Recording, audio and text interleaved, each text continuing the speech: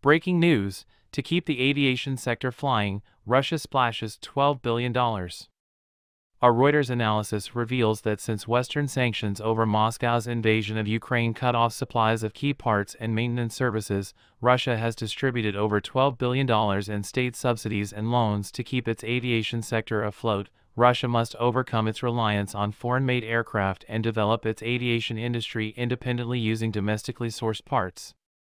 At the same time, it must continue to purchase aircraft from foreign lessors to prevent further seizure of its fleet. In March 2022, Western planemakers Airbus, AIR.PA, and Boeing, BA.N, stopped supplying services and spare parts to Russian airlines like flag carrier Aeroflot, AFLT.MM, and stopped providing regular maintenance support.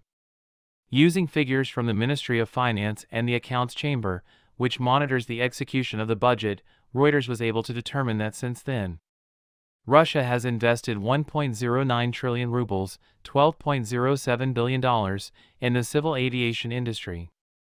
This includes funding for aircraft manufacturing as well as financial aid for airlines. At the beginning of the year, Ukrainian troops were filled with optimism as they plotted a counteroffensive against Russia.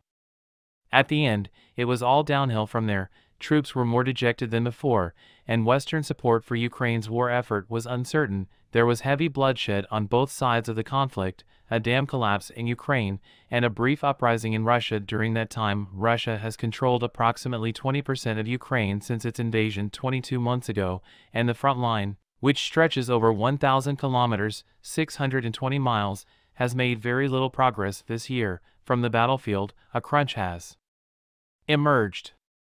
Disputes over billions of dollars in aid are becoming more contentious in the West, which has supported Ukraine in its fight against a far larger enemy. 2 years into a war that turned out to be a costly miscalculation by the Kremlin, Russian President Vladimir Putin is playing the waiting game.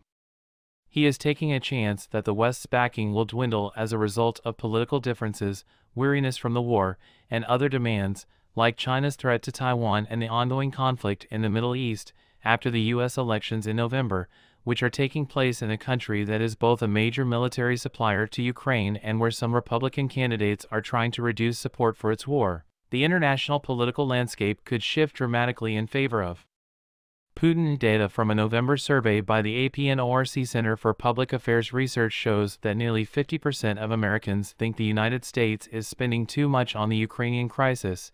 The political scene is shifting across the Atlantic, according to Charles Kupchan, a senior fellow at the Washington, D.C. Council on Foreign Relations. Solidarity across the Atlantic has been consistent. On the other hand, I doubt it will stay constant indefinitely. According to analysts, Putin stands to gain from the changing sentiment. His goal is to keep Ukraine on the brink of disaster until it accepts a terrible deal to end the war. Putin practically ensured that he would retain his repressive hold on Russia for another 6 years when he announced in early December that he will seek re-election in March.